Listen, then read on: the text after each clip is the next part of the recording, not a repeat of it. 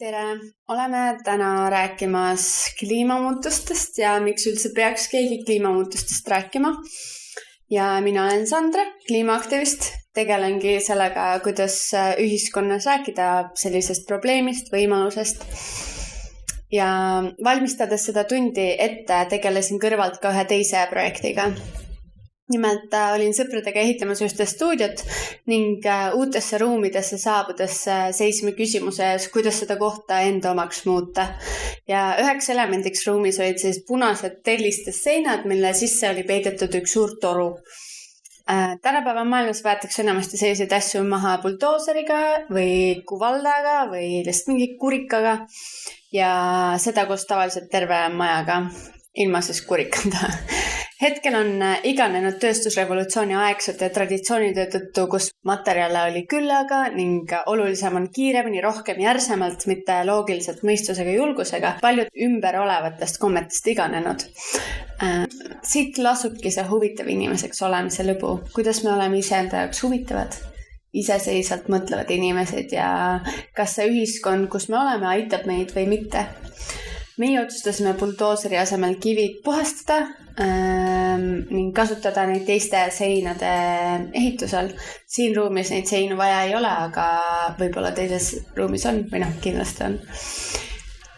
Ja nii nagu meie läksime ruumidesse, saavad kõik inimesed minna enda igapäevasesse ellu ja vaadata kliimamuutustega seotud probleemi niidistikku kui ühte võimaluste jada, mis vajab hoolt, tähelepanu, nuputamist ja enda kui inimese oskuste arendamist. Meil kõigil on erinevad oskused, me oleme erinevad inimesed ja see ongi oluline osa elus olemisest näha, milles sa hea oled ja pulli teha sellega. Peaksin täpsustama, et kui ma räägin kliimamuutustest täna, siis ma kasutan seda sõna laiema terminina. Kliimamuutused on nähtused, mis tulenevad liigsest kasvuhoonegaaside õhku paiskumisest. Need gaasid hoiavad endast sooja ning see muudab looduse käitumismustreid, aga terminiga käivad kaasas veel sellised mõisted nagu liikide väljasuremine või väljasuretamine, elurikkuse kadu, muldade vaesumine, looduslike alade vähenemine elupaigana ja ühiskondlik ebavõrdsust, mis tuleneb sellest, et meie planeedil on riigid ja nende elanikud, kes on kliimamuutustest rohkem mõjutatud kui meie. Aga kliimamuutustest rääkimine on mega lihtne, sest see kätkeb endas peaaegu et kõike. Ma arvan, et põhimõtteliselt saabki öelda kõike, sest igas päevas ma avastan neid uusi asju. Kliimamuutuste kontekstis me saame rääkida asjadest nagu juba mainitud, elurikkuse kadu, ökosüsteemide hävinemine, väga sellised baasasjad, ekstreemsed ilmastikuolud, mida see tähendab, millised majad peavad olema, et ilmastikuoludega hakkama saada, elupaikade hävimine, ühiskondlik ebavõrdsus ja selle suurenemine, põuad, üleujutused ning tulekahjude tihenemised. Lisaks saab rääkida sellisest probleemist nagu kolonialism, mida see meie ühiskond on jätnud, kapitalism, ületarbimine, nihilism, aga samal ajal ka kuuluvad vestlusesse Netflix, Twitter, Apple, ärevushäired, depressioon, Donald Trump, Instagram, Liis Lemsalu, tantsud tähtedega, kuulsushimu, kõrged platvormikingad ja Tupac.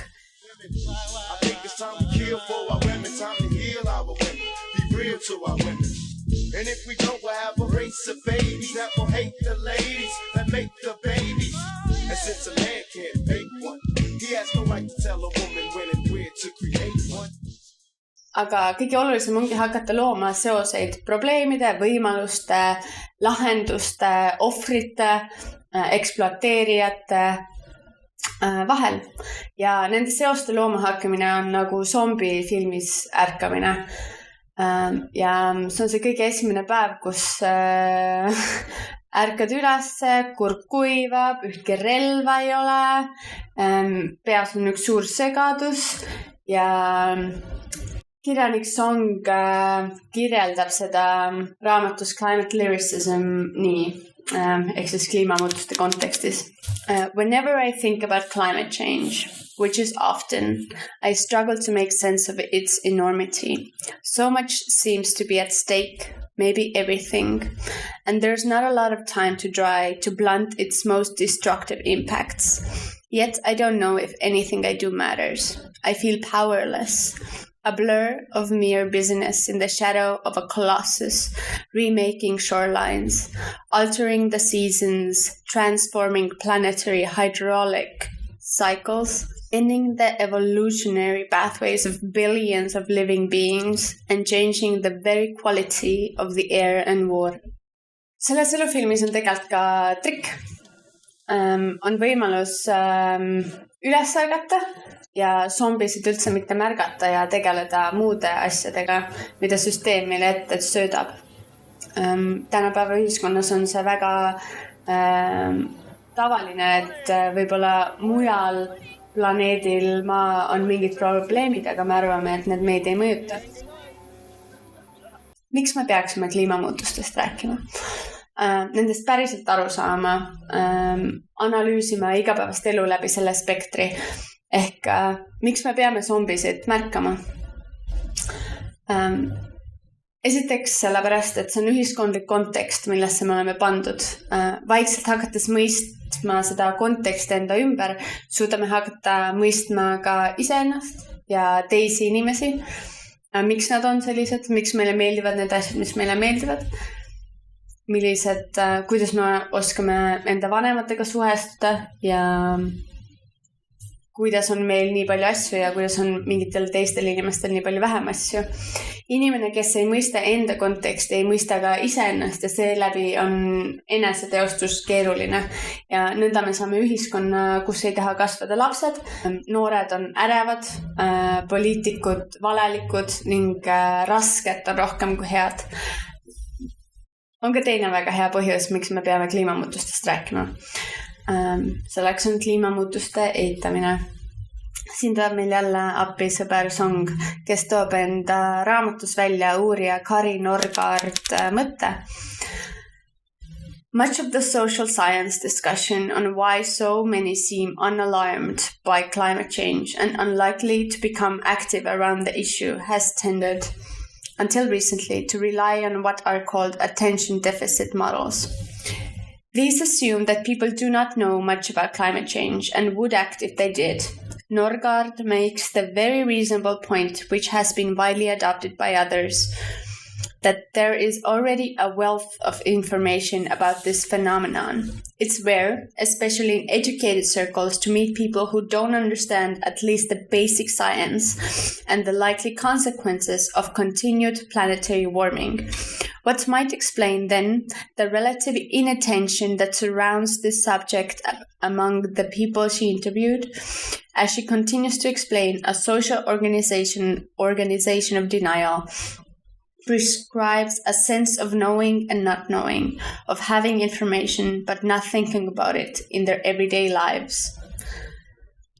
How does one not think about something that is important? It takes work.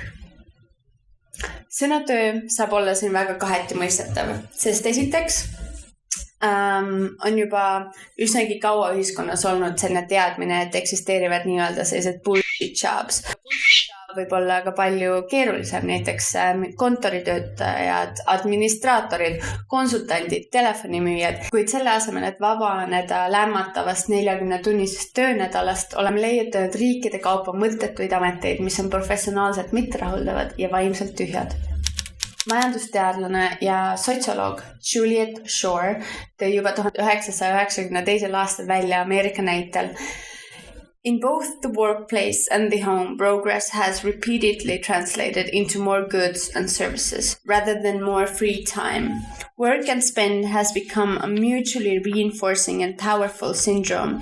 Even those with low incomes are not free from pressure to consume. Television, advertising, peer competition, and the ubiquitous example of the economically more fortunate provide continual testaments to the value of high living.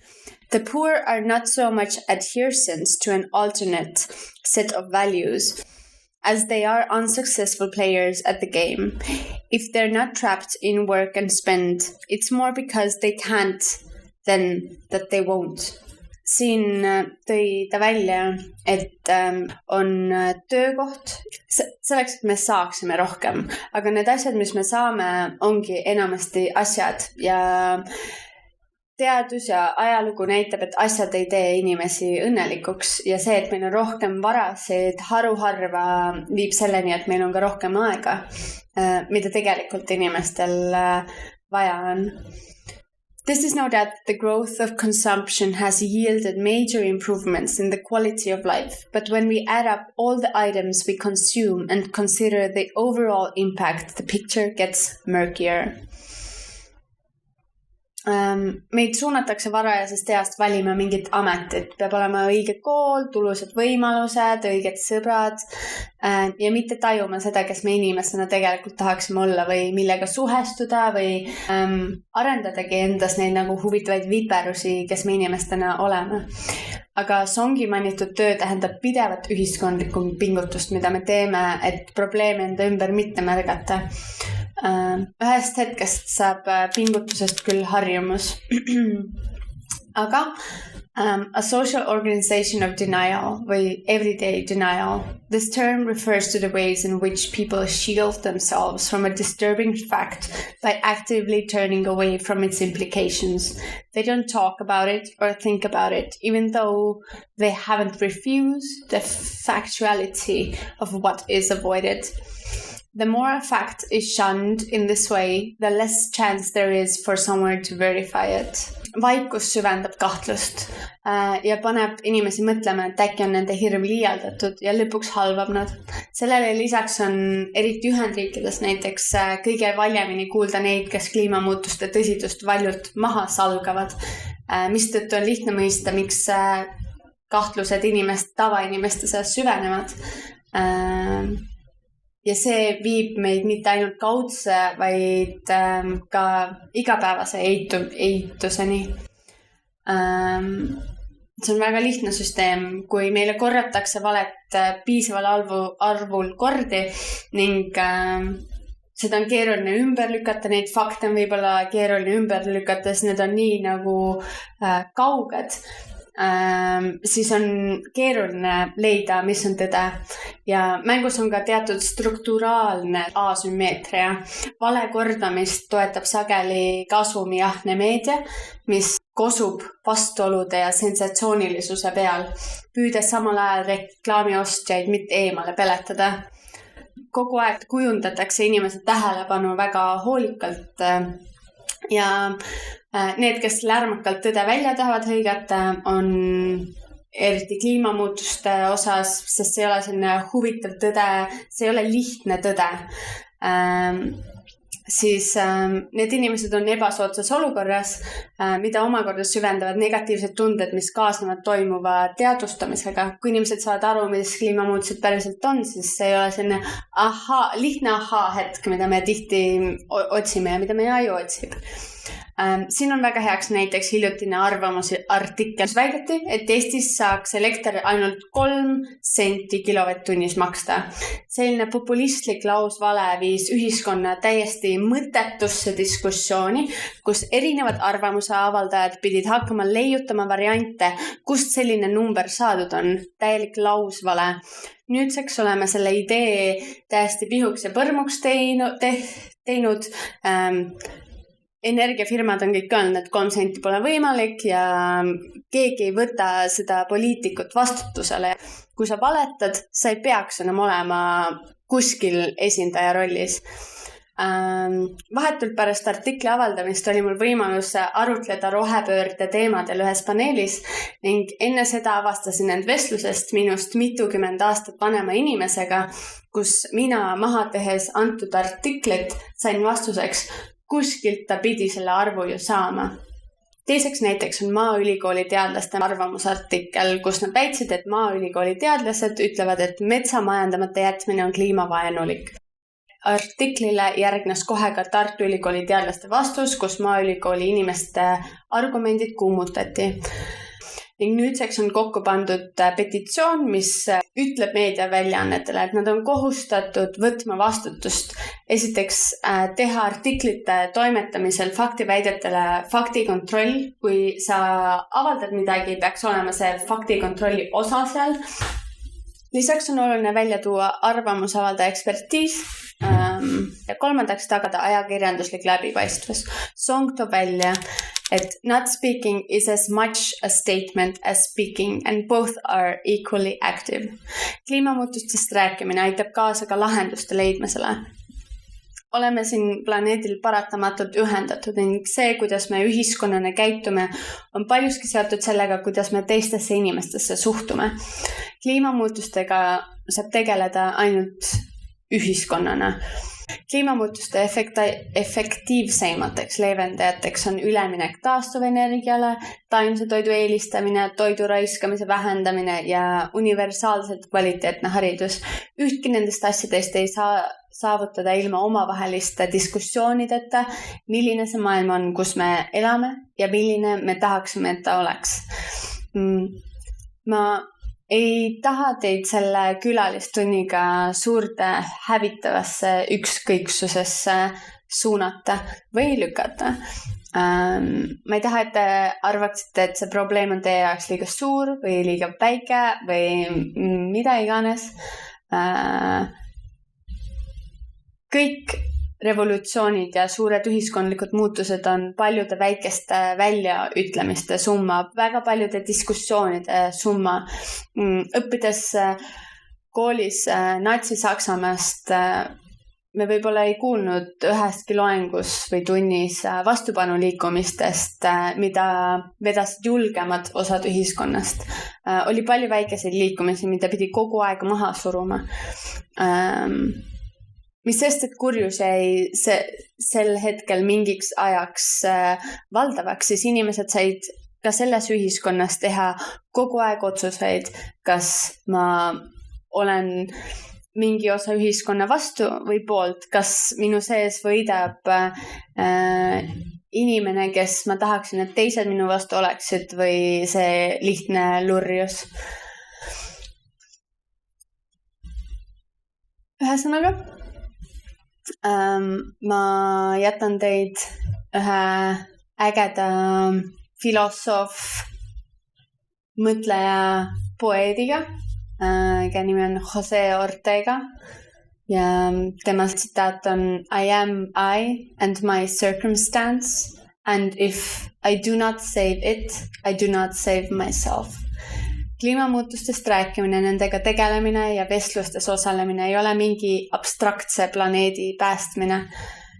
See on hea tasakaalu leidmine, kus meie ajud ei ole ära pestud mingi suurkorporatsioonide ja veiderdavate valitsuste poolt. See tähendab iseenda jaoks huvitav inimene olemist, mitte teiste halba tegemist. Ja see tähendab ka teiste inimeste mõistmist, kust tulevad nende valearvamused või arvamused. Aga see tähendab, et me peame kogu aeg üheskoos tegema tööd parema ühiskonna nimel. Et võib-olla ei teeks seda tööd nii palju, et peita ennast kliimamuutuste ideest ära, vaid võib-olla üritaks luua ühiskonna, kus need kliimamuutused, mis niikuinii tulevad, me saame ühiskonnana nende sees hakkama ja aitäh teile.